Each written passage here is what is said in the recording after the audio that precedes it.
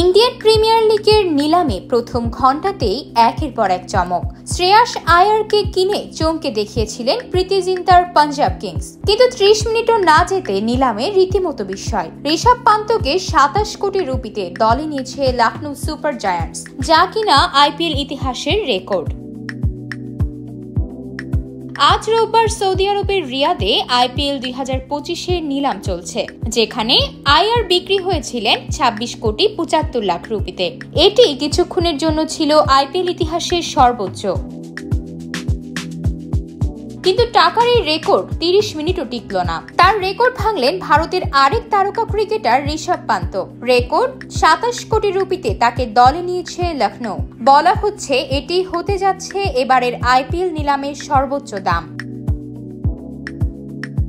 এদিকে মেগা নিলামে ১৫ কোটি ৫০ লাখ রুপিতে গুজরাট টাইটান্স কিনল জস বাটলারকে।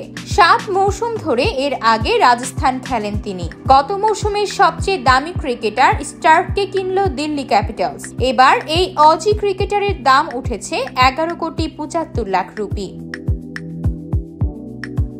আজ নিলাম শুরু হয়েছে বাংলাদেশ সময় বিকেল ৪টায়। তার প্রথমেই আরশদীপ সিংকে ১৮ রুপিতে দলে টানে পাঞ্জাব। এরপর শ্রেয়াসের দিকেও হাত বাড়ায় দলটা।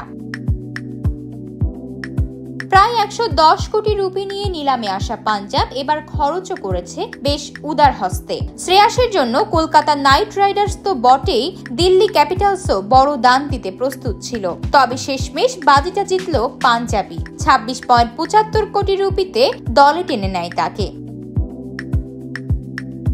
গত আইপিএলে মিচেল স্টার্ককে কলকাতা তাকে নিয়েছিল ২৪.৭৫ কোটি রুপিতে। আতকিয়া মাইমুনা, বার্তা 24।